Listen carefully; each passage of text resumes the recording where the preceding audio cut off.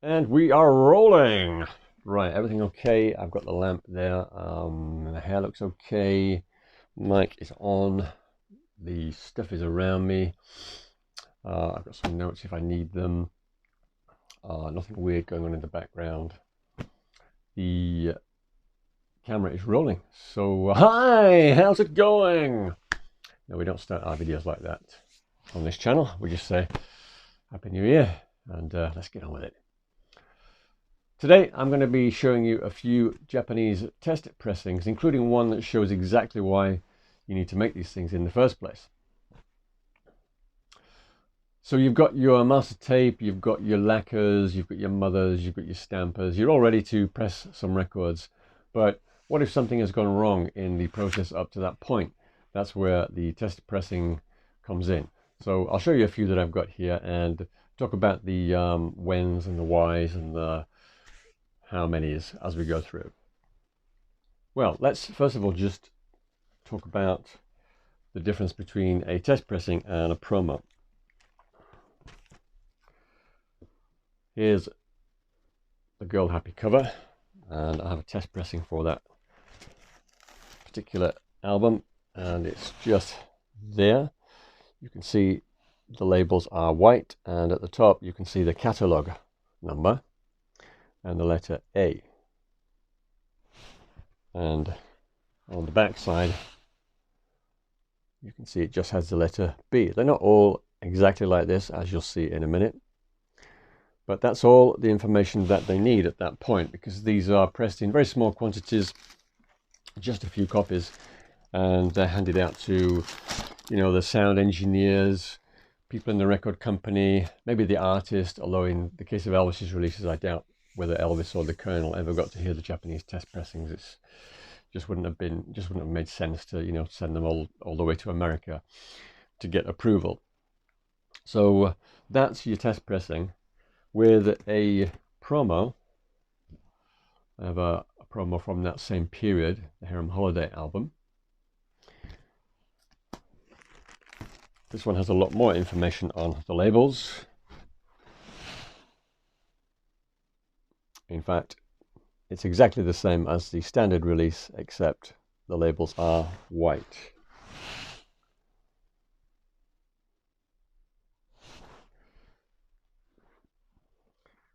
The first test pressing I actually got was Loving You test pressing from 1962.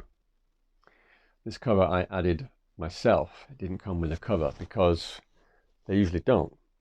Usually dealers will add a cover to make it more sellable.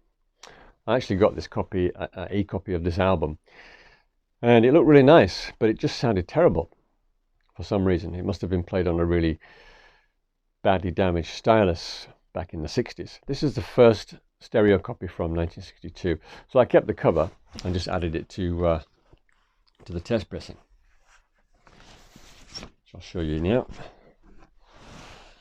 The labels have gone a bit yellowish on this one, so it's got the same style on the front there with that catalog number stamped, and then in this case the A is written in ink and letter B on the back side. I actually got this from a seller in Thailand. I never really thought about whether or not it was genuine. I just looked at it at the time, and it seemed fine. And the information in the run-out areas is as it should be for a 1962 pressing. But just before I came on camera, I remembered that there was something peculiar about the vinyl of a lot of Japanese records, or Victor records from that period, the early 60s, from 61 to 63.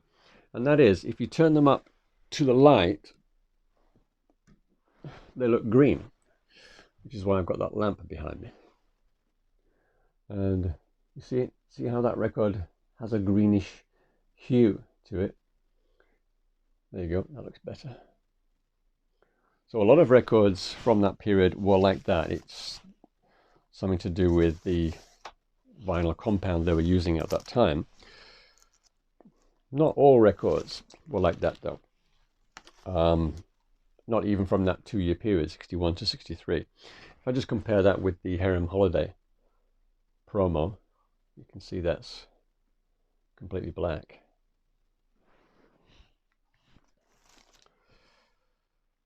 The next one I've got, this one didn't come with a cover either. This one is a mono pressing of For LP Fans Only. And you can see again, it just has the catalogue number there. In fact, it doesn't even have A or B on this one. Just let me turn that lamp off. So that's that one. I've also got a stereo copy of For LP Fans Only. This one does have its cover, but again, I think this was put there by the dealer.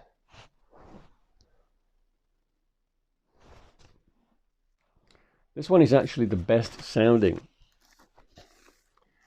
of all the test pressings that I've got. It's just like a new record. First time I put the stylus down on it, I couldn't hear any noise at all. I thought maybe the stylus was just suspended in midair, but it wasn't, and it just plays beautifully. And on the other side, just has the letter B there. Another thing that I've noticed looking through these test pressings is they're not all made from the very first stampers. So I guess if you were thinking in terms of American releases, I think it's like 1S, isn't it, for the very earliest stampers on American releases. I don't know too much about American releases. But I know the way that they number the Japanese stampers, and I'll talk more about that in the future.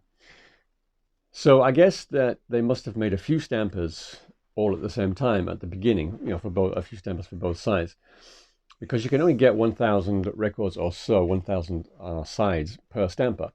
And with the new Elvis Presley release, even in Japan back in the 1960s, you're going to need a lot more than 1,000 copies. So they must have made several stampers for both sides. Now the thing about most of the test pressings that I have, most of them are not made with the very, very first stampers. If I just have a look at my notes here, I think the mono copy of For LP Fans Only, that one on both sides, uses the very, very first stampers, and the Girl Happy one has very, very low stampers, lower than any copy that I've got on the Black Label. I've just got one more LP to show you, and then I'll go on to the one that I mentioned at the beginning, which shows why you need to have test pressings. This is Fun in Acapulco, and just like that mono copy of For LP Fans Only from that period, same period, 1963, it doesn't have any A or B on it, it just has the catalogue number on the A side. Again, I bought this one over here, and the dealer added a cover.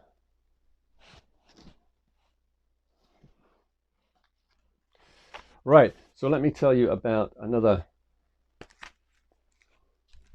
test pressing that I have, and this is a really, really unique one, I think. This is the excuse me, the test pressing for the Kid Galahad EP. And I got that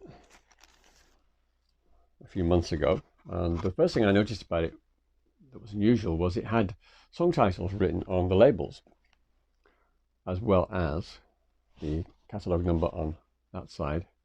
Yeah, it's also got A and B written on it as well. I didn't really look too closely at the song titles at the time. I just cleaned it and put it on the turntable. And this is what I heard at the end of side one. To where you are. Nothing wrong there, right? That's Riding the Rainbow. Then I flipped it over and put on side two, and this is what I heard at the beginning of side two.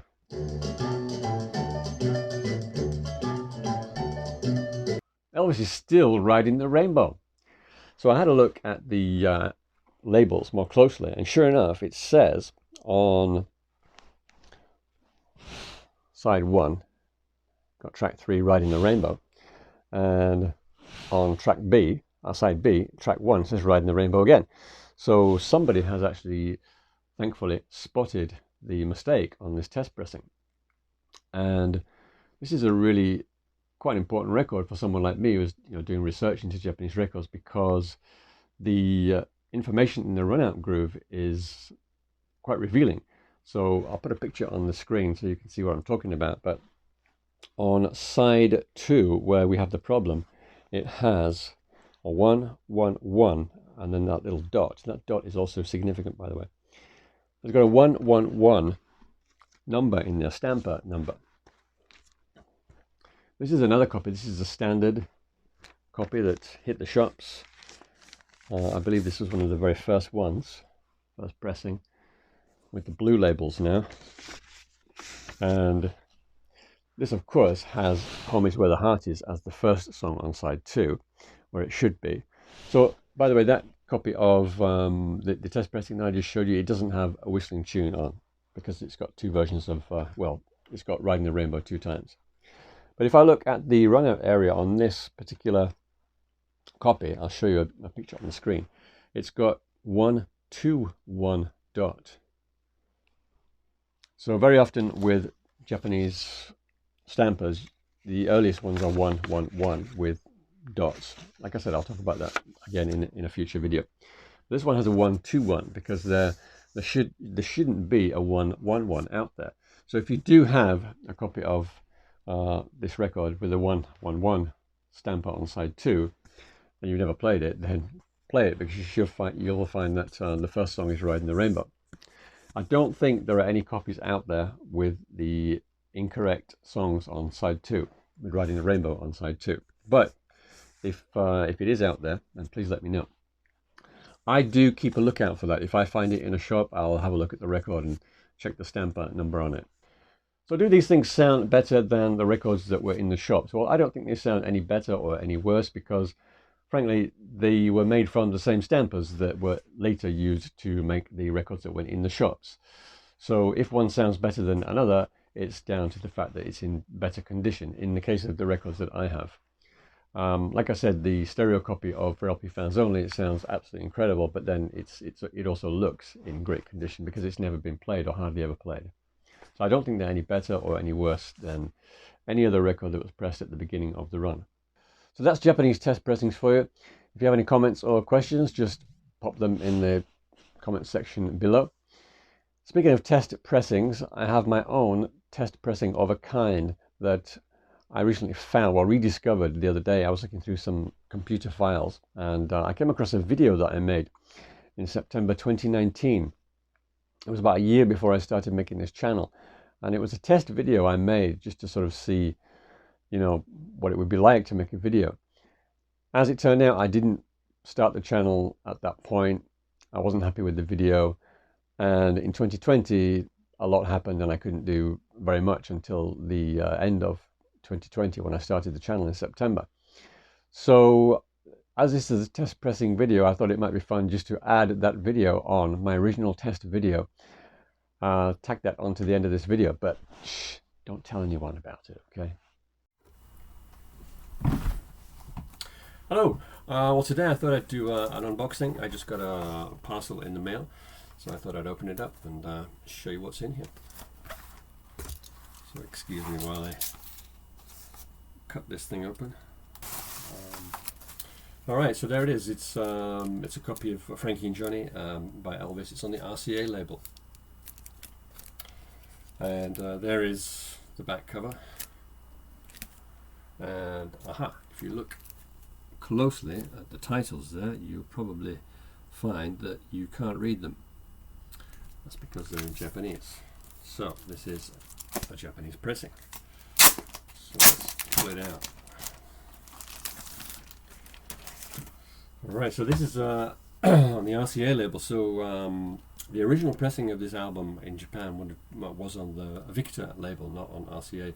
So this one actually came out in 1969 when RCA switched over to the orange labels. And sure enough, there we are. It's on the RCA orange label. And you might not be able to make it out, but it's got the grooves. It's grooved close to the outside edge, showing you that it's one of the early. Maybe if I tilt it to one side you can see it. And you'll also see that it's just RCA, not RCA Victor, but just RCA. At the bottom there it says manufactured by Victor Company of Japan Limited at Yokohama, Japan. So there's one more thing about this album that will probably surprise you, and that is you can open it up, and you can see it has a gatefold cover. And if I can just get that in closer, you might be able to see that that actually has the English lyrics on the inside there. On the left side and on the right side you've got Japanese liner notes and titles. Okay, so I just thought I'd share that with you. Thanks for watching. I'm riding the rainbow, heading the highway to happiness. I guess I'm looking for someone.